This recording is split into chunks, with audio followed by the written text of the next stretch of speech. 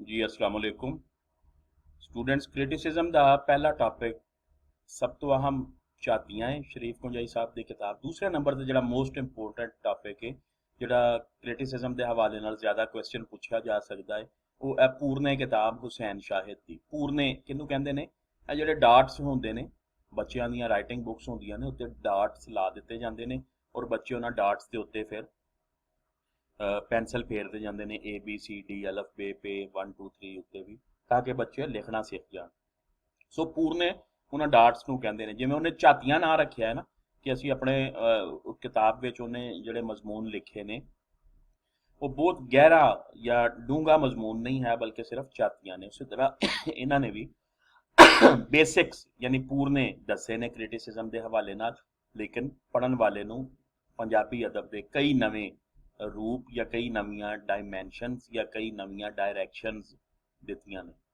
जी Hussain Shahid critic का नाम है। पंजाबी जबान के नक्काद, कहानीकार, नावल निगार ते शायर ने। आपने भावें बहुत ज़्यादा नहीं लिखिया, पर जो लिखिया है सोहना सुचज्जा खूबसूरत लिखिया है। हुसैन शाहिद अरसा दराज तो मुल्क तो बाहर ने, लेकिन उन्होंने काम किसी तारफ का मोहताज नहीं है। मेरा ख्याल 2019 में भी फौत हुए ने। गुजरांवाला दे सी इब्तदाई तालीम तो बाद इन्होंने government college Lahore GC university Lahore में दाखिला लिया सी MA अंग्रेजी विच, लेकिन पढ़ाई जारी नहीं रख सके, छड़ दी और फिर मुल्क तो बाहर चले गए। 1964 में इन्होंने पंजाबी लिखना शुरू किया सी। पहला मजमून मांगत के उनवान नाल छपिया सी। मांगत मंगण वाले नूं मंगते नूं कहंदे ने। उन्हां दी तनकीद दी किताब पूरने दे नां नाल छपी है, जबकि कहानियां दा परागा यानी मजमूआ ला प्रीत यानी प्रीत लगाना, मुहब्बत करना दे नां तो छपिया है। शायरी दा मजमूआ इश्क ते रोटी दे नां नाल। शायरी तो बाद उन्होंने नावल निगारी भी की ते ड्राकल नां नाल ड्राकल दे उनवान नाल नावल लिखिया। पूरने दा जायजा किताब तनकीदी मज़ामीन ने 1972 में छाया हुई, 1991 में दूजी वारी छपी। कुल 17 मजमून ये शामिल ने। अखीर में लै ओ यार हवाले रब दे उनवान हेठ हुसैन शाहिद ने अपने तखलीकी सफ़र बारे विचार साझे कीते ने। 140 सफ़ियां की किताब है। मजमूना दे नां वेखो। मांगत पहला मजमून मंगण वाले, यानी ये जो ना कहा कि पंजाबी खुद एक रिच लैंगवेज है, लेकिन पंजाबी अदीब जो अजकल पंजाबी लिटरेचर लिख रहे हैं वो दूसरिया जबाना तो लफ्ज़ भी, तरकीबा भी, तशबीह इस्तारे भी उधार लै रहे हैं या मंग रहे हैं।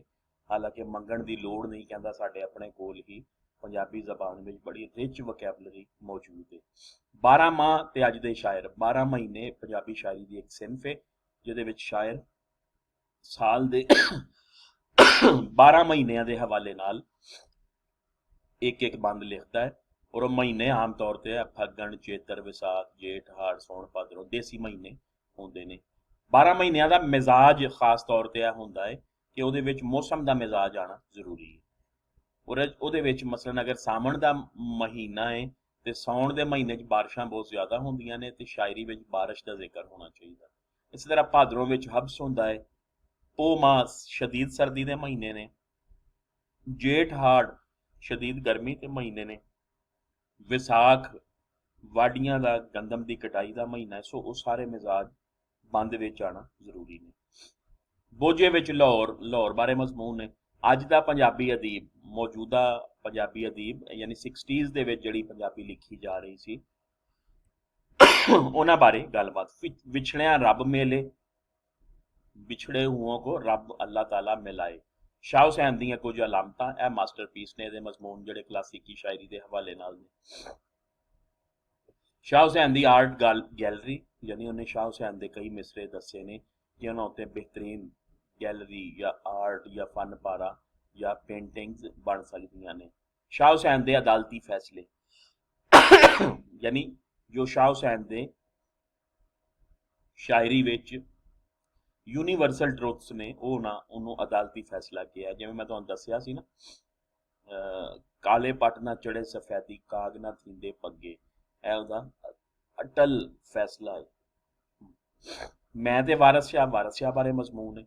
वारिस शाह का टिचकल ढंग, वारिस शाह के मिजाइया और तंजिया अंदाज बारे मजमून है। पीलू एक आवाज, पीलू शायर जिन्हें सब तो पहली बारी मिर्जा साहिबा का किस्सा लिखिया सी, ਉਹਦੇ बारे मजमून। साडियां वारां दे किरदार, वार जंगी नज़म होंदी है, चट्ठियां दी वार, सिखां दी वार, जिस तरह PMS के सिलेबस विच भी शामिल ने, होर भी वारां ने। ਉਹਦੇ ਵਿੱਚ ढोल बादशाह जिहड़ा करैक्टर है ਉਹਦੇ बारे मजमून। साहिबा का किरदार, साहिबा किस्सा मिर्जा साहिबा दी हीरोइन साहिबा, ਉਹਦੇ किरदार का साइको एनालिसिस इन्हां कीता है। जनौरां दे मूंह बंदियां दियां गल्लां, ਇਹ ड्रामा है जिहड़ा पेश किया गया सी ਉਹਦੇ ਤੋਂ आर्ट कौंसल तो।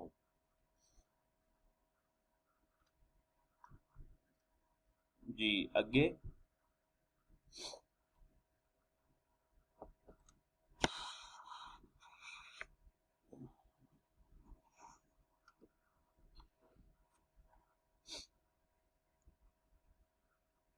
पज बहाने नूं कहंदे ने। पंजाब राखवियां दी मंडी, राखवी कहंदे ने बाहरों आए लोग, हमलावर लोग या फिर गुलामाना जहनीयत रखण वाले लोग दी मंडी, यानी इत्थों दे लोग जिहड़े ने वो हर किसी अगे गुलामी दा सबूत देंदे ने। इश्क ते रोटी, ਇਹ ਇਹਨਾਂ ਦੇ 17 ਮਜ਼ਮੂਨ ਨੇ, ਇਹਨਾਂ ਬਾਰੇ ਉਹਨਾਂ ਨੇ ਅਸੀਂ ਕ੍ਰਿਟੀਕਲ ਐਨਾਲਿਸਿਸ ਕਰਾਂਗੇ ਤੇ ਇਹਦੇ ਉੱਤੇ ਕੁਐਸਚਨ ਆਮ ਤੌਰ ਤੇ ਕਿਸ ਤਰ੍ਹਾਂ ਦਾ ਪੁੱਛਿਆ ਜਾਂਦਾ, ਪੂਰਨੇ ਦਾ ਤਨਕੀਦੀ ਵੇਰਵਾ ਕਰੋ ਜਾਂ ਫਿਰ ਪੂਰਨੇ ਨਵੀਂ ਤਨਕੀਦ ਦੀ ਨਰੋਈ ਕਿਤਾਬ ਹੈ। ਨਵੀਂ ਤਨਕੀਦ ਕਿਹੜੀ ਹੁੰਦੀ ਹੈ? ਅਸਲ 'ਚ ਪਹਿਲੇ ਦੇ ਤਨਕੀਦ ਦੇ ਕ੍ਰਿਟਿਸਿਜ਼ਮ ਦੇ ਦਬਿਸਤਾਨ ਸੀ। ਨਫਸਿਆਤੀ ਤਨਕੀਦ ਅਗਰ ਕੋਈ ਲਿਖ ਰਿਹਾ ਤਾਂ ਉਹਦਾ ਪੂਰੀ ਕਿਤਾਬ ਨਫਸਿਆਤੀ ਤਨਕੀਦ ਦੀ ਹੋਏਗੀ। ਮਾਰਕਸੀ ਤਨਕੀਦ ਕੋਈ ਲਿਖ ਰਿਹਾ ਤੇ ਉਹ ਮਾਰਕਸੀ ਤਨਕੀਦ, ਯਾਨੀ ਉਸ ਸ਼ਾਇਰ ਨੇ ਮਾਰਕਸਿਜ਼ਮ ਦੇ ਜਿਹੜੇ 10-15 ਨਜ਼ਰੀਆਤ ਨੇ ਉਹਨਾਂ ਨੂੰ ਇੱਕ ਆਪਣਾ ਉਹ ਫਾਰਮੂਲਾ ਬਣਾ ਲਿਆ ਤੇ ਹਰ ਫਨਪਾਰਾ ਲੈ ਕੇ ਉਸੇ ਹੀ ਫਾਰਮੂਲੇ ਦੇ ਮੁਤਾਬਿਕ ਪਰਖਣ ਦੀ ਕੋਸ਼ਿਸ਼ ਕਰਦੇ ਨੇ। ਨਵੀਂ ਤਨਕੀਦ ਵਿੱਚ ਇਸ ਤਰ੍ਹਾਂ ਨਹੀਂ ਹੈ। ਨਵੀਂ ਤਨਕੀਦ ਵਿੱਚ ਕੋਈ ਇੱਕ ਚੀਜ਼ ਥੋਪਣ ਦੀ ਬਜਾਏ, ਕੋਈ ਇੱਕ ਫਾਰਮੂਲਾ ਲੈਣ ਦੀ ਬਜਾਏ ਫਨਪਾਰਾ ਪੜ੍ਹ ਕੇ ਵੇਖਿਆ ਜਾਂਦਾ ਕਿ ਉਹਦੇ ਉੱਤੇ ਕਿਹੜਾ ਰੂਲ ਇੰਪਲੀਮੈਂਟ ਹੋਵੇਗਾ। ਯਾਨੀ ਉਹ ਨਵੀਂ ਤਨਕੀਦ ਦੇ ਜ਼ੁਮਰੇ ਉਹ ਮਾਰਕਸੀ ਤਨਕੀਦ ਦੇ ਜ਼ੁਮਰੇ 'ਚ ਆਵੇਗਾ ਤੇ ਉਹਦੇ ਉੱਤੇ ਮਾਰਕਸੀ ਨਕਾਦ ਜਾਂ ਮਾਰਕਸੀ ਜਿਹੜੇ ਕ੍ਰਿਟਿਸਿਜ਼ਮ ਹੈ ਉਹਦੇ रूल्स अप्लाई करनगे। अगर वो नफसियाती तनकीद का है तो नफसियाती, मुआशरती तनकीद का है तो मुआशरती, इमरानी है तो इमरानी।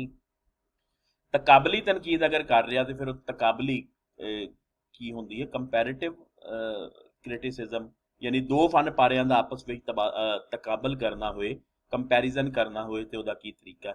यानी कहने का मकसद है कि कोई एक रूल नहीं होंदा बल्कि फन पारा जिस अहम मसले बारे होए ਉਹਦੇ ਉੱਤੇ ਉਹਦੇ ਮੁਤਾबिक ਹੀ ਕ੍ਰਿਟਿਸਿਜ਼ਮ ਦਾ ਸਕੂਲ ਆਫ ਥਾਟ ਇੰਪਲੀਮੈਂਟ ਕੀਤਾ ਜਾਂਦਾ ਹੈ, ਉਹਨੂੰ ਨਵੀਂ ਤਨਕੀਦ ਕਹਿੰਦੇ ਨੇ।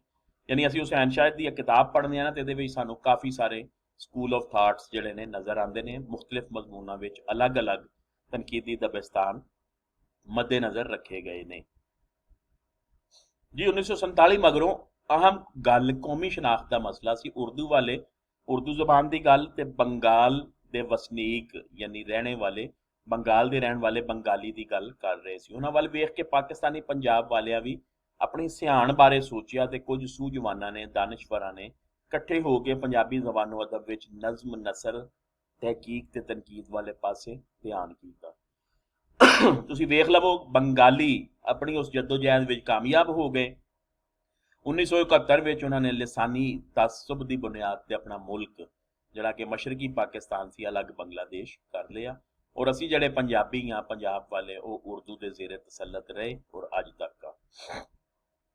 ਕੁਝ ਲੋਕਾਂ ਨੇ ਜਿਨ੍ਹਾਂ ਵਿੱਚੋਂ ਸ਼ਰੀਫ ਕੁੰਜਾਈ ਵੀ ਇੱਕ ਸੀ, ਜਿਨ੍ਹਾਂ ਵਿੱਚੋਂ ਹੁਸੈਨ ਸ਼ਾਹਿਦ ਵੀ ਸੀ, ਜਿਨ੍ਹਾਂ ਵਿੱਚੋਂ ਅਹਿਮਦ ਨਦੀਮ ਕਾਸਮੀ ਸੀ, ਉਹਨਾਂ ਕੋਈ ਤਵੱਜੋ ਕੀਤੀ, ਨਜਮ ਹੁਸੈਨ ਸੈयद ਸੀ। ਇਸ ਕਿਸਮ ਦੇ ਜਿਹੜੇ ਲੋਕ ਨੇ ਉਹਨਾਂ ਨੇ ਪੰਜਾਬੀ ਵਿੱਚ ਨਜ਼ਮ, ਨਸਰ, ਕ੍ਰਿਟਿਸਿਜ਼ਮ ਤੇ ਰਿਸਰਚ ਜਿਹੜੀ ਹੈ ਉਹ यानी कि पंजाबी अदब जड़ा या पंजाबी जबानो अदब जड़ा ਉਹਦਾ लिटरेचर जड़ा है ਉਹਦੇ ਵਿੱਚ भी कोई चीज़ां काबिल जिक्र चीज़ां मौजूद हों।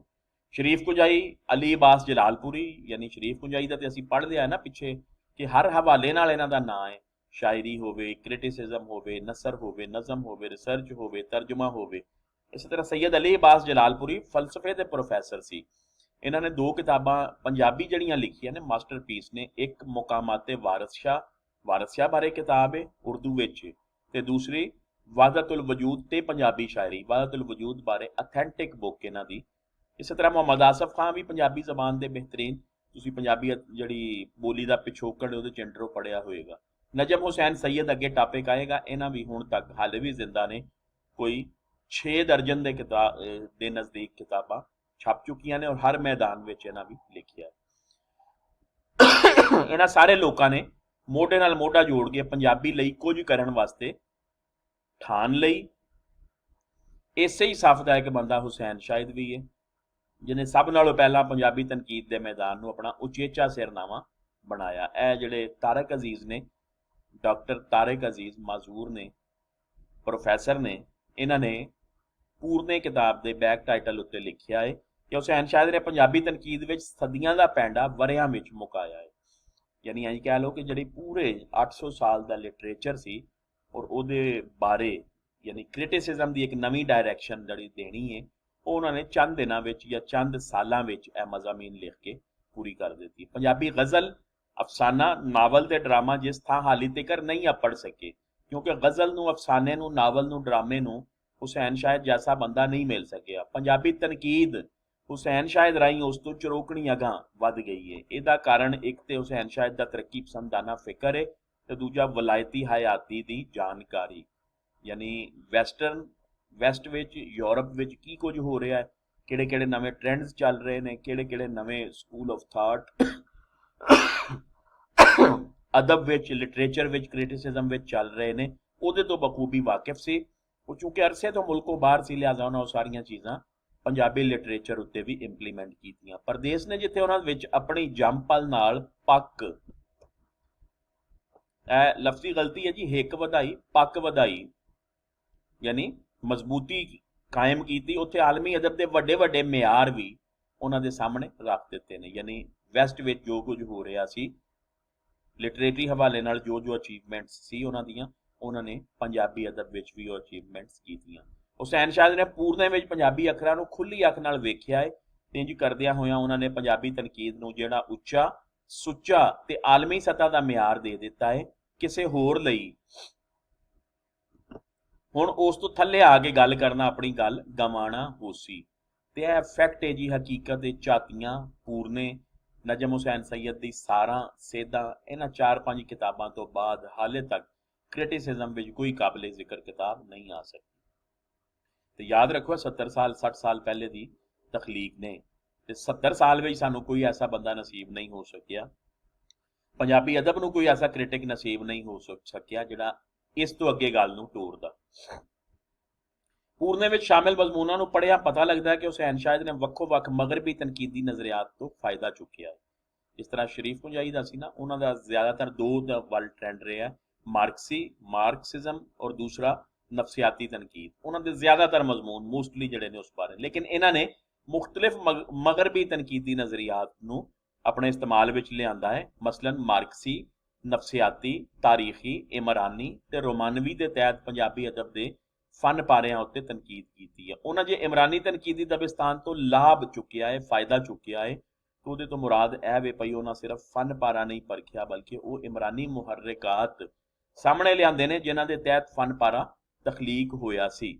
ਇੰਜ ਕਿਸੇ ਇੱਕ ਤਨਕੀਦੀ ਦਬਿਸਤਾਨ ਦਾ ਫਨ ਪਾਰੇ ਉੱਤੇ ਇਤਲਾਕ ਕੀਤੇ ਬਿਨਾਂ ਉਹਦੇ ਮੁਹਰਰਿਕਾਤ ਨੂੰ तमाम ਤਨਕੀਦੀ ਦਬਿਸਤਾਨਾਂ ਦੇ ਤਹਿਤ ਜਾਂਚਣਾ ਨਵੀਂ ਤਨਕੀਦ ਦੇ ਜ਼ੁਮਰੇ ਵਿੱਚ ਆਉਂਦਾ ਹੈ। ਠੀਕ ਹੈ ਜੀ, ਯਾਨੀ ਕਿਸੇ ਇੱਕ ਉੱਤੇ ਡਿਪੈਂਡ ਨਹੀਂ ਕੀਤਾ ਉਹਨੇ।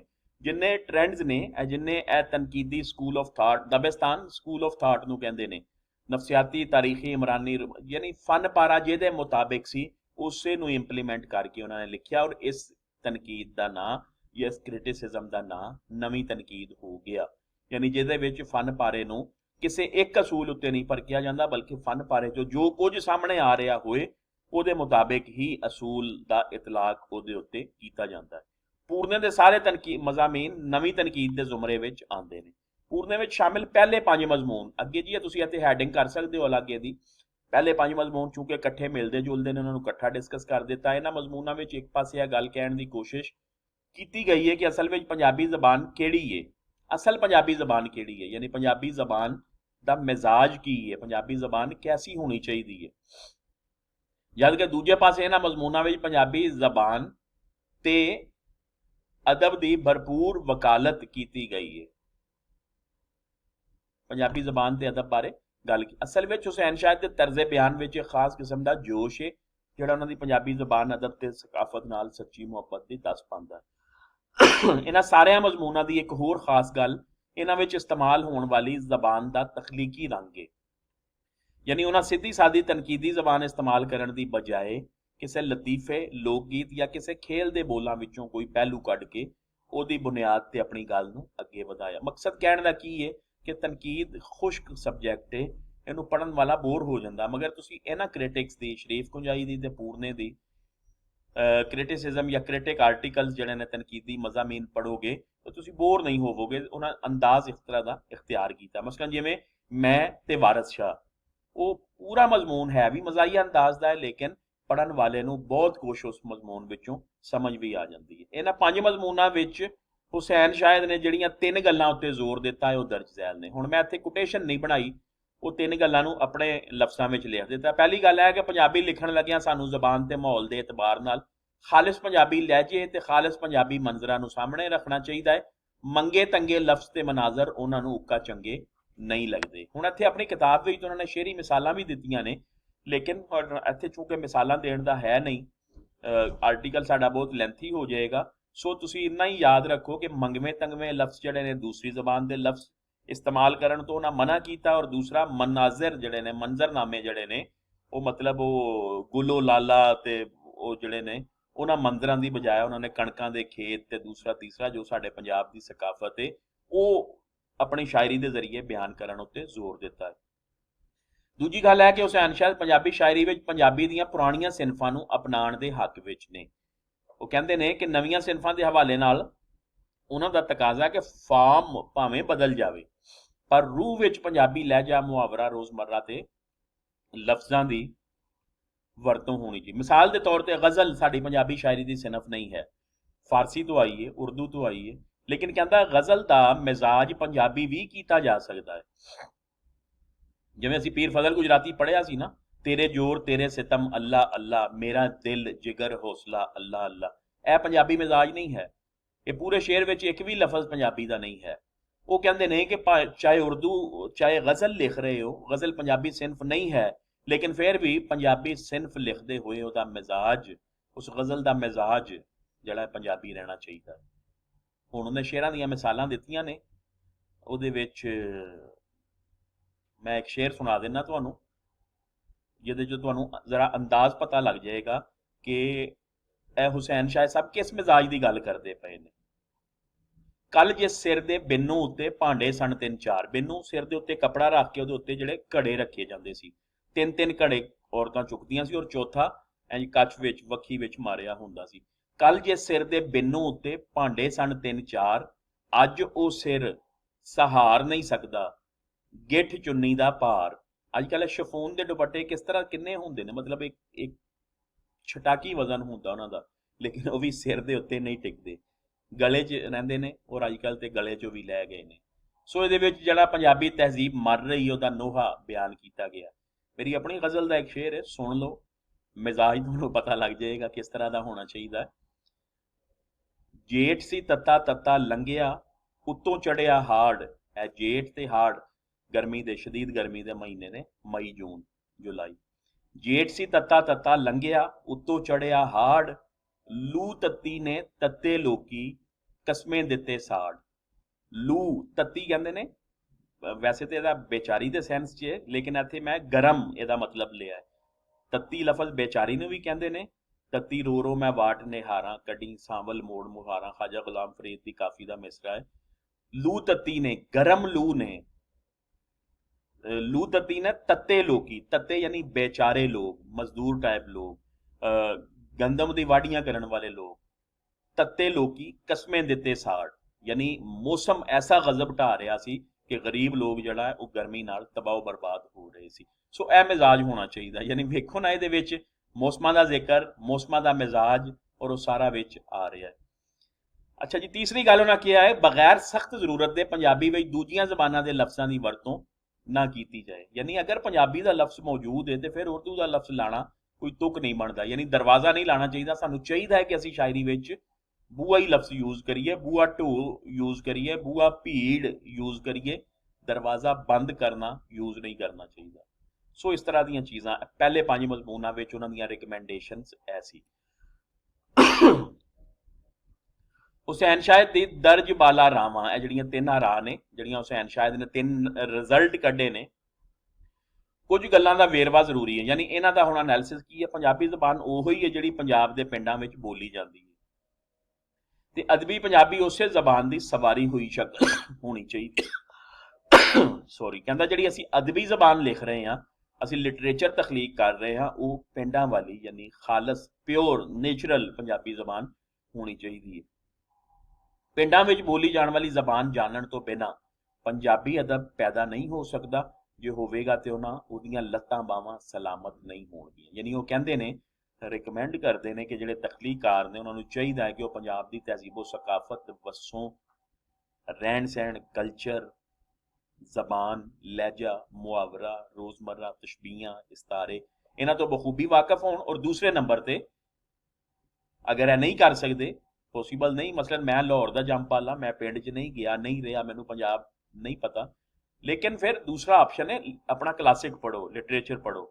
ਮੈਨੂੰ ਕੋਈ ਜੋ ਥੋੜਾ ਬਹੁਤ ਸਕਾਫਤ ਦੇ ਹਵਾਲੇ ਨਾਲ ਪਤਾ ਹੈ, ਮੈਂ ਉਹ ਪੜ੍ਹ ਕੇ ਪਤਾ ਲੱਗਾ ਹੈ। ਮੈਂ ਕਦੀ ਜਾ ਕੇ ਨਹੀਂ ਵੇਖਿਆ, ਮੈਂ ਕਦੀ ਹਲਵਾਂ ਦੇ ਬੈਲਾਂ ਨਾਲ ਹਲਵਾਂ ਦਾ ਕਿਸਾਨ ਨਹੀਂ ਵੇਖਿਆ, ਮੈਂ ਕਦੀ ਉਹ ਖੂਹ ਚੱਲਦਾ ਨਹੀਂ ਵੇਖਿਆ।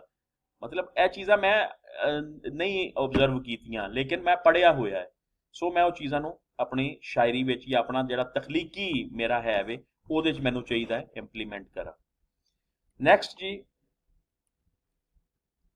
ਇਹਦੇ 'ਚ ਉਹਨਾਂ ਦੱਸਿਆ ਵੀ ਹੈ, ਮਿਸਾਲਾਂ ਵੀ ਦਿੱਤੀਆਂ, ਤੁਸੀਂ ਇਹ ਬੇਸ਼ੱਕ ਛੱਡ ਦੇਣਾ ਜੀ, ਇਹ ਇੱਥੋਂ ਤੱਕ ਹੀ ਕਾਫੀ ਹੈ, ਕਿਉਂਕਿ ਅਸੀਂ ਟਾਪਿਕ ਆਪਣਾ ਕਨਕਲੂਡ ਵੀ ਕਰਨਾ ਹੈ। ਇੱਥੋਂ ਤੱਕ ਹੀ ਜਿਹੜੀਆਂ ਉਹ 3 ਰਿਕਮੈਂਡੇਸ਼ਨਸ ਨੇ ਉਹ ਪੜ੍ਹ ਲਓ, ਕਾਫੀ ਨੇ।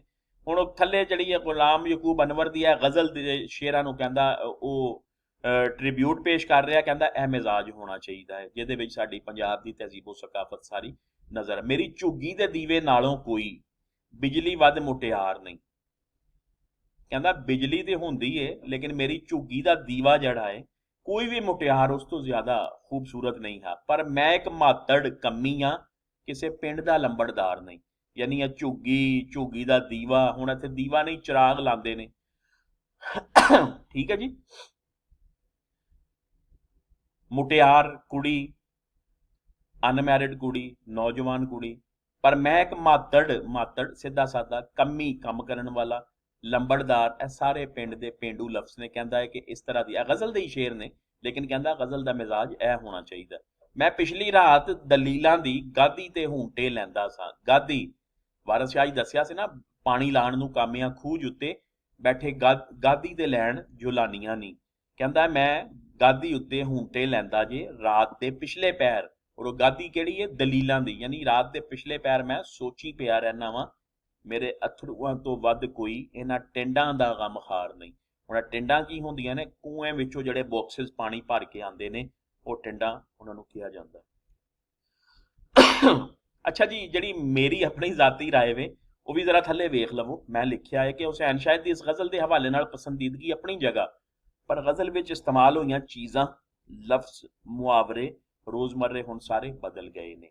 ਉਤਲੇ 2 ਸ਼ੇਰਾਂ ਵਿੱਚ ਝੁੱਗੀ, ਦੀਵਾ, ਮਾਤੜ, ਕੰਮੀ, ਲੰਬੜਦਾਰ, ਗਾਦੀ ਦੇ ਹੁੰਟੇ, ਟਿੰਡਾਂ ਵਰਗੀਆਂ ਸ਼ੈਵਾਂ ਤੇ ਲਫ਼ਜ਼ ਨਾ ਤੇ ਅੱਜ ਕੱਲ੍ਹ ਵਰਤੋਂ ਵਿੱਚ ਨੇ ਤੇ ਨਾ ਹੀ ਸ਼ਹਿਰੀ ਲੋਕਾਂ ਨੂੰ ਇਹਦੇ ਬਾਰੇ ਜਾਣਕਾਰੀ ਹੈ। ਜਿਸਲੇ 60 ਸਾਲ ਪਹਿਲੇ ਉਹ ਗੱਲ ਕਰਦਾ ਪਿਆ ਸੀ, ਉਸ ਵੇਲੇ ਲੋਕੀ ਸਮਝਦੇ ਸੀ, ਲੇਕਿਨ ਅੱਜ ਦੇ ਲੋਕ ਤੇ ਬਿਲਕੁਲ ਨਹੀਂ ਸਮਝਦੇ। ਫਿਰ ਉਹ ਕਈ ਰਸਮਾਂ ਰੀਤਾਂ ਵੀ ਆਪਣੀ ਮੌਤ ਆਪ ਮਰ ਗਈਆਂ ਜਿਹੜੀਆਂ ਪੰਜਾਬੀ ਸ਼ਾਇਰੀ ਦਾ ਸਿੰਗਾਰ ਬਣਦੀਆਂ ਸਨ।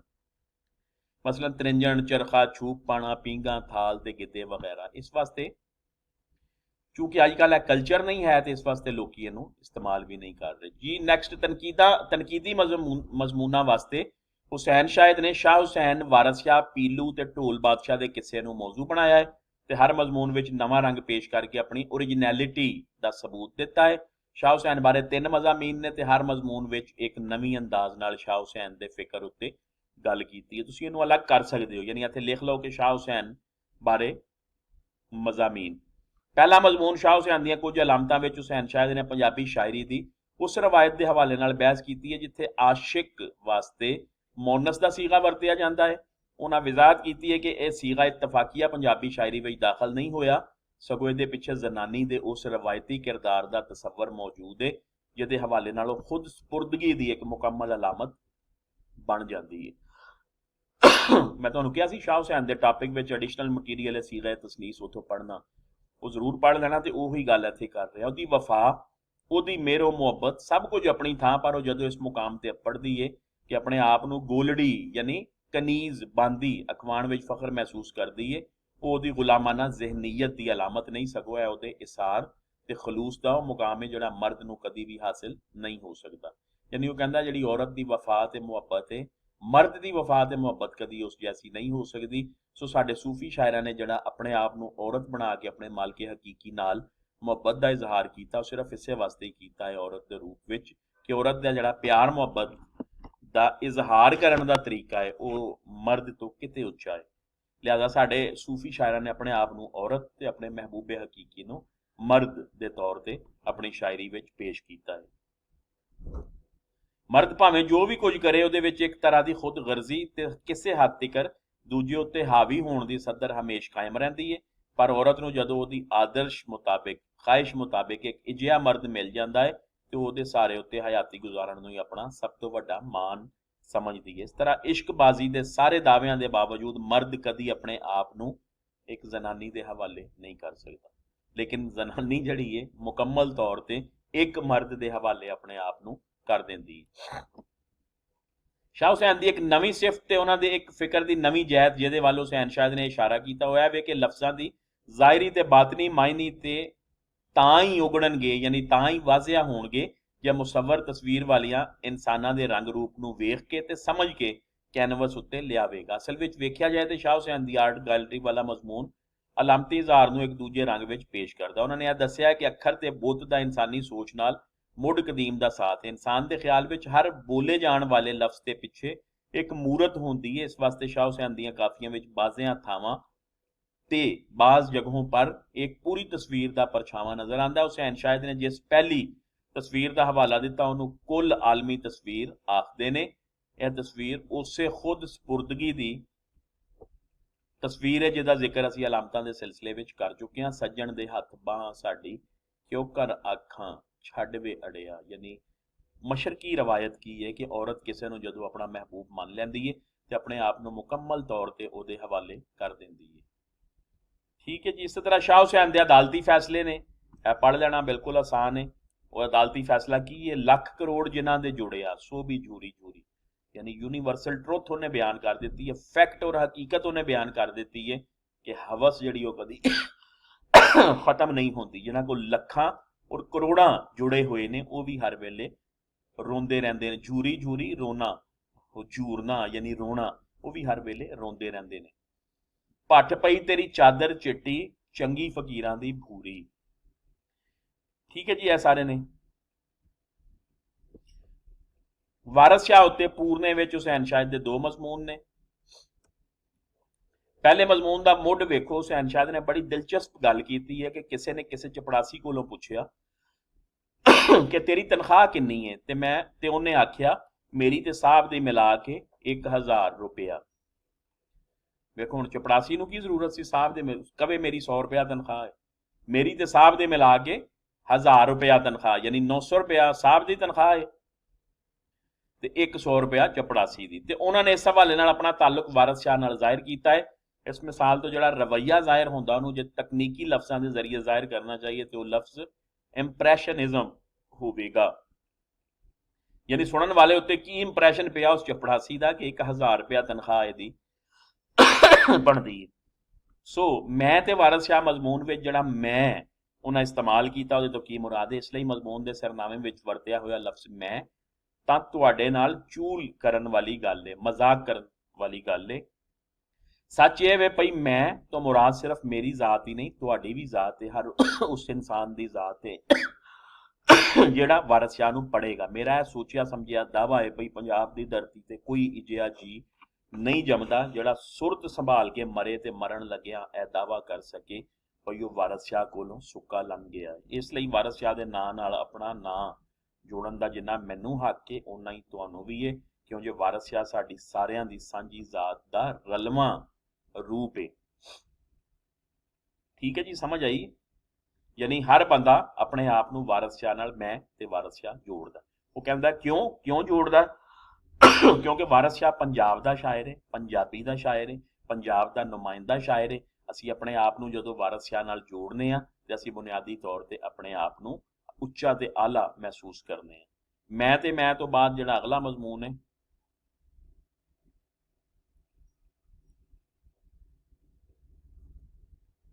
ਇਰੋਨਿਕ ਵਿਜ਼ਡਮ। ਵਾਰਿਸ ਸ਼ਾਹ ਬਾਰੇ ਦੂਜੇ ਮਜ਼ਮੂਨ ਵਿੱਚ ਹੁਸੈਨ ਸ਼ਾਹ ਨੇ ਇਸ ਗੱਲ ਦੀ ਵਜ਼ਾਹਤ ਕੀਤੀ ਹੈ ਕਿ ਵਾਰਿਸ ਸ਼ਾਹ ਦੀ ਜਿਹੜੀ ਸੈਂਸ ਆਫ ਹਿਊਮਰ ਹੈ ਉਹਦੀ ਸਾਰੀ ਹੀਰ ਵਿੱਚ ਚਮਕਾਂ ਮਾਰ ਰਹੀ ਹੈ, ਯਾਨੀ ਮਿਜ਼ਾਹ ਵਾਲਾ ਅੰਦਾਜ਼। ਇਸ ਅੰਗਰੇਜ਼ੀ ਲਫ਼ਜ਼ ਦਾ ਜੋ ਉਰਦੂ ਵਿੱਚ ਤਰਜਮਾ ਕੀਤਾ ਜਾਏ ਤੇ ਖਬਰੇ ਨੂੰ ਸਿਤਮ ਜ਼ਰੀਫੀ ਆਖਿਆ ਜਾ ਸਕਦਾ ਹੈ। ਹੁਸੈਨ ਸ਼ਾਇਦ ਨੇ ਇਸ ਲਫ਼ਜ਼ ਦਾ ਪੰਜਾਬੀ ਤਰਜਮਾ ਟਿਚਕਰ ਦੇ ਲਫ਼ਜ਼ ਨਾਲ ਕੀਤਾ ਹੈ ਤੇ ਫਿਰ ਉਹ ਸਾਨੂੰ ਇਹ ਦੱਸਦੇ ਨੇ ਕਿ ਕਿਧਰੇ ਤੇ ਵਾਰਿਸ ਸ਼ਾਹ ਦੀ ਇਸ ਟਿਚਕਰ ਦੇ ਸਮਾਨ ਉਹਨਾਂ ਨੂੰ ਵੱਖੋ ਵੱਖ ਪੇਸ਼ਿਆਂ ਦੇ ਦੋਗਲੇਪਨ ਵਿੱਚ ਨਜ਼ਰੀ ਆਉਂਦਾ ਤੇ ਕਿਧਰੇ ਗੱਲ ਕਰਨ ਵਾਲੇ ਦੇ ਕਿਰਦਾਰ ਤੇ ਬਿਆਨ ਵਿੱਚ ਜਿਹੜਾ ਤਜ਼ਾਦ ਹੈ ਉਹ ਹਾਸੇ ਦਾ ਸਬਬ ਬਣਦਾ। ਬਹਰਹਾਲ ਜੀ ਉਹਨਾਂ ਨੇ ਹੀਰ ਵਾਰਿਸ ਸ਼ਾਹ ਵਿੱਚ ਜਿਹੜਾ ਮਿਜ਼ਾਹ ਦਾ ਅੰਦਾਜ਼ ਹੈ ਉਹ ਅੰਗਰੇਜ਼ੀ ਤਕਨੀਕੀ ਲਫ਼ਜ਼ਾਂ ਦੇ ਮੁਤਾਬਿਕ ਵਿਟ ਤੇ ਹਿਊਮਰ ਦੀਆਂ ਜਿੰਨੀਆਂ ਸੂਰਤਾਂ ਹੋ ਸਕਦੀਆਂ ਉਹਨਾਂ ਸਾਹਮਣੇ ਰੱਖਦੇ ਹੋਏ ਹੁਸੈਨ ਸ਼ਾਇਦ ਨੇ ਵਾਰਿਸ ਸ਼ਾਹ ਦੇ ਮਿਜ਼ਾਹ ਪੈਦਾ ਕਰਨ ਦੇ ਵੱਖੋ ਵੱਖ 9 ਤਰੀਕੇ ਗਿਣਵਾਏ ਨੇ, ਯਾਨੀ 9 ਸੂਰਤਾਂ ਨੇ ਇੰਗਲਿਸ਼ ਲਿਟਰੇਚਰ ਵਿੱਚ ਮਿਜ਼ਾਹ ਦੀਆਂ ਤੇ ਉਹਨੇ ਵਾਰਿਸ ਸ਼ਾਹ ਦੀ ਹੀਰ ਵਿੱਚੋਂ ਉਹ 9 ਦੀਆਂ 9 ਕੱਢ ਕੇ ਦੱਸੀਆਂ ਨੇ ਕਿ ਵਾਰਿਸ ਸ਼ਾਹ ਆਲਰੇਡੀ ਉਹਨਾਂ ਸਾਰੀਆਂ 9 ਨੂੰ ਆਪਣੀ ਸ਼ਾਇਰੀ ਵਿੱਚ ਇਸਤੇਮਾਲ ਕਰ ਰਿਹਾ ਸੀ। ਪੀਲੂ ਇੱਕ ਆਵਾਜ਼ ਤੇ ਸਾਹਿਬਾਂ ਦਾ ਕਿਰਦਾਰ ਮੇਰੀ ਨਜ਼ਰ ਵਿੱਚ ਦੋਨੋਂ ਨਫਸਿਆਤੀ ਤਨਕੀਦ ਦੇ ਮਜ਼ਮੂਨ ਨੇ, ਇਹ ਵੇਖ ਲੈਣਾ।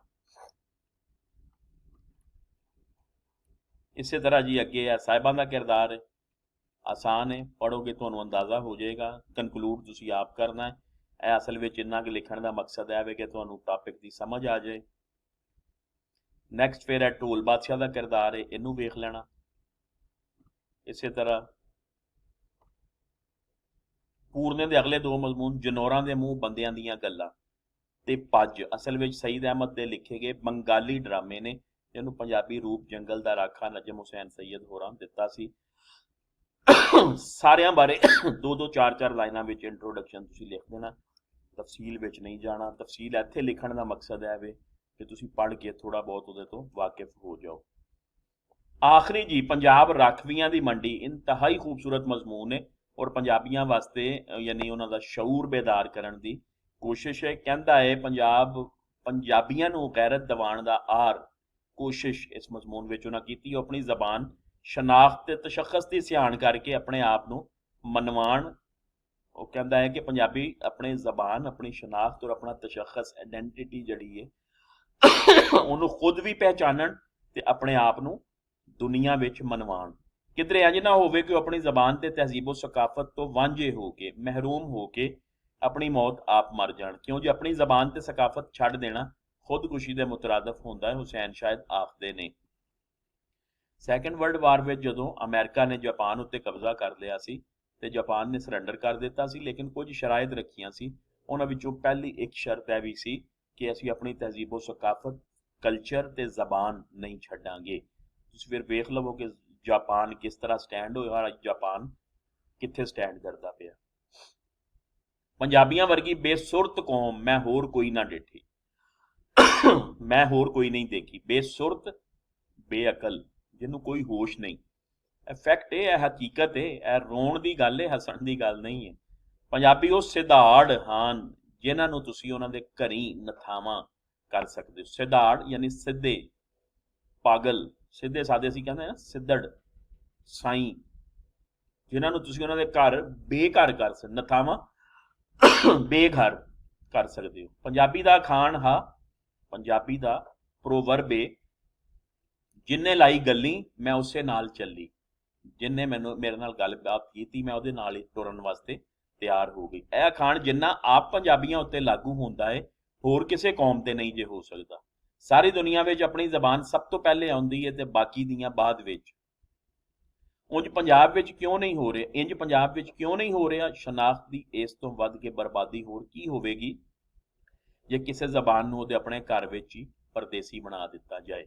1849 ਨੂੰ ਜਿਸਲੇ ਅੰਗਰੇਜ਼ਾਂ ਦਾ ਕਬਜ਼ਾ ਹੋ ਗਿਆ, ਉਸ ਵੇਲੇ ਪੰਜਾਬ ਵਿੱਚ ਪੰਜਾਬੀ ਦੀ ਬਜਾਏ, ਫਾਰਸੀ ਦੀ ਬਜਾਏ सरकारी ज़बान ऑफिशियल लैंग्वेज जिहड़ी है उर्दू और तालीमी ज़बान भी उर्दू नाफिज कर दी गई है। पंजाबियों नाल सब तो वड्डा धरोस ही जिहड़ा स्टिल अज तक कायम है। दुनिया की कोई कौम वेख लवो वो अपनी बेसिक प्राइमरी एजुकेशन अपने बच्चों नूं अपनी मादरी ज़बान विच ही देंदे ने। पूरने में शामिल आखिरी मजमून इश्क ते रोटी वेख लेना आसान है, कोई मसला नहीं। ये उन्हें कहा कि इश्क तां ही हो सकता है जो रोटी की फरावानी होए। अगर खाण पीण नूं कुछ ना होवे ते फिर इश्क विश्क जड़े ने वो सब झूठ ने। मुकदी गल बस जी अगे कंकलूजन और मुकदी गल। टॉपिक लेंथी है, इस वास्ते मैं पहले स्किप करांदा हुंदा सी, लेकिन हुण मैं स्किप करन दा नहीं कहांगा। तुसीं इहनूं तैयार करना है इंशाअल्लाह। यह है कि डिटेल च जाने की बजाय जिस तरह उसकी डिवीजन बनाई है क्लासिकी शायरी बारे या अलग अलग जिस जिस मौजूआत बारे मजमून ने उन्होंने दो चार चार लाइनां जड़ियां ने वो तैयार कर लो, इंशाअल्लाह अच्छा टॉपिक हो जाएगा।